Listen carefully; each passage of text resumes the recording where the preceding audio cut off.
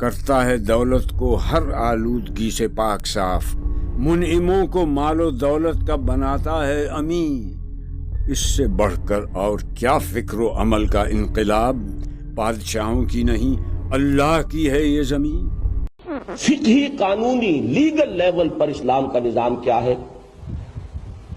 میں اس کے لیے لفظ استعمال کر رہا ہوں، کنٹرولڈ اینڈ مینیجڈ کیپٹلزم۔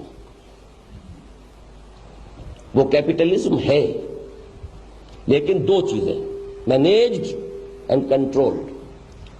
میں نے جو کہا تھا کہ اسکینڈینیوین سوشلزم اسلام کے ایک حصے سے قریب تر آ گیا ہے، وہ اس کا مینجمنٹ ہے، لیکن کنٹرول کا پہلو صرف اسلام کے پاس ہے اور کہیں ہے ہی نہیں۔ اس کی وضاحت مجھے کرنی ہے۔ پہلی بات تو سمجھیے کہ قانونی سطح پر جو اسلام کا معاشی نظام ہے، اب وہ جو میں نے اصول بیان کیے اس کے برعکس اس کے اصول کیا ہیں؟ انفرادی ملکیت جائز ہے، نہ صرف آرٹیکلز آف یوز کی بلکہ مینز آف پروڈکشن کی بھی۔ نمبر 2، حلال ذرائع سے جو کچھ انسان کمائے گا، حلال کے لفظ کو انڈر لائن کر لیجئے، حلال ذرائع سے انسان جو کچھ کمائے گا وہ اس کا ہے۔ اس میں ایک قدر سے زیادہ، ایک لیول سے زیادہ ایکومولیشن ہو جائے گی تو ایک خاص حساب سے اس سے وصول کیا جائے گا۔ اس لیے کہ جہاں بھی آزادی ہوگی، فری اکانومی آپ کہہ لیں، فری کمپٹیشن، انٹرپرائز، وہاں یقیناً فرق پیدا ہوگا لا محالہ۔ کچھ آگے نکل جائیں گے، کچھ پیچھے رہ جائیں گے۔ اس لیے کہ اگر آپ لوگوں کو دوڑانا بھی چاہیں اور یہ بھی چاہیں کہ کوئی نہ آگے جائے نہ کوئی پیچھے رہے تو رسہ باندھنا پڑے گا، لیکن یہ کہ اگر آپ آزادی سے دوڑائیں گے تو لا محالہ کوئی آگے جائے گا، کوئی پیچھے رہے گا۔ یہ فصل ہوگا، آپ ہیوز اور ہیو ناٹس کی حد تک نہ جائیے، لیکن کوئی نہ کوئی فرق اور تفاوت ہوگا۔ اس فرق اور تفاوت کو مینیج کرنا، یہ ہے مینجمنٹ اس کیپٹلزم کی، کہ اس گیپ کو زیادہ نہ بڑھنے دیا جائے۔ اس لیے کہ کیپٹلزم بھی جانتا ہے یہ کہ اگر یہ گیپ زیادہ بڑھ گیا تو یہ بھوکے بھیڑیے جو ہیں یہ ہم پر ٹوٹ پڑیں گے، ہماری تجوریاں سالم نہیں رہیں گی، ہمارے پیٹ پھاڑے جائیں گے۔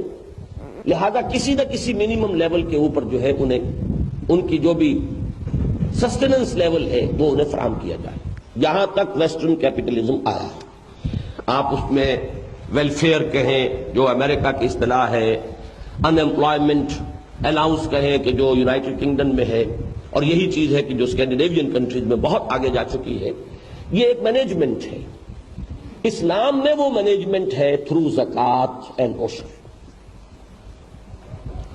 کہ جو آگے نکل گئے ہیں ایک فیڈ بیک ہو ان سے، تؤخذ من اغنیائہم وترد الی فقرائہم، ان کے اغنیاء سے لیا جائے گا اور انہی کے فقراء کو لوٹا دیا جائے گا، تاکہ وہ گیپ زیادہ نہ ہو، برقرار رہے۔ اس لیے کہ اس میں کوئی حرج نہیں ہے۔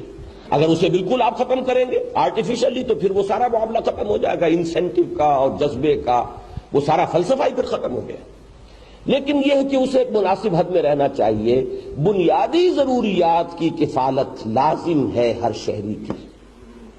یہ کفالت عامہ، اسے آپ کلیکٹیو انشورنس کہیں، سوشل انشورنس کہیں، جو بھی نام دیں، اس کا سب سے پہلے تاریخ انسانی میں اس کو انیشیٹ کیا ہے عمر فاروق نے رضی اللہ تعالی عنہ، کہ انسان تو انسان، حیوانات بھی اگر بھوکے پیاسے مرتے ہیں تو ذمہ دار عمر ہے۔ ریاست کی یہ ذمہ داری ہے، اس ذمہ داری کو زکوٰۃ اور عشر جو آگے نکل رہے ہیں ان سے لیا جائے، اور یہ غنی اور فقیر کے لفظ سے بھی مغالطہ نہ ہو۔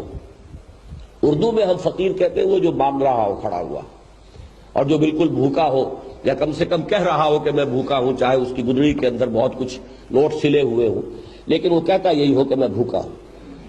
اسلام کی اصطلاح میں فقیر وہ نہیں، ایک باؤنڈری لائن ہے، ایک لیول ہے، اس سے اوپر چلے گئے یہ غنی ہے، اس سے نیچے رہ گئے یہ فقیر ہے۔ 7 تولے سونا ہے، لائن کے ادھر چلے جاؤ، you are from the donors. 7 tola نہیں ہے، 6 تولہ ہے، یو کین ریسیو۔ اس لیے کہ جو صاحب نصاب نہیں ہے وہ لے سکتا ہے، جو صاحب نصاب ہے اسے دینا ہے۔ تو یہاں فرق فقیر کا اس معنی میں نہیں ہے کہ بھیک مانگ رہا ہو اور فاقہ پڑ رہا ہو، بلکہ در حقیقت یہ جو درمیان میں لائن ہے جس کو آپ نصاب کہتے ہیں، جو اس سے اوپر ہے وہ ڈونر اور جو اس سے نیچے ہے وہ ریسیپینٹ، تاکہ یہ فیڈ بیک ہو اور اس کو برج کیا جائے، وہ جو کھائی درمیان میں آنی لازم ہے اگر کسی بھی درجے میں آپ نے آزاد معیشت اور پرسنل انسینٹو، پرائیویٹ اونرشپ، اگر ان چیزوں کو لگایا، ان اصولوں کو، تو لازماً کوئی نہ کوئی فرق واقع ہوگا۔